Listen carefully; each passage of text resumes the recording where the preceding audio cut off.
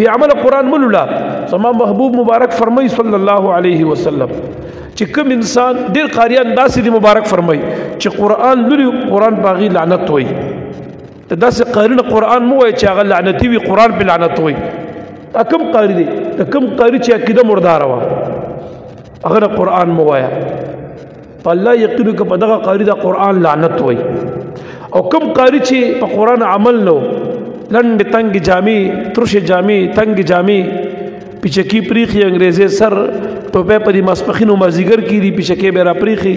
دا جامع به د پنسي به د گیټونو اخکتی ته یو ټامی لکو د دې قاری سره فرق نه کیږي او دغه قاری کله پارکو کې برواني او کله په بازارونو کې به ګرځي لکه د ټامیانو د لوفرو ژوندۍ تیری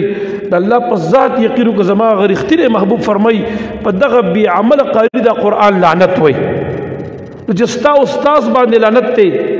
ستا استاد ته د خدای قهر متوجه دی الله ته خپل رحم غسته د دې استاد نو متا ته خیر او فایده ملوشي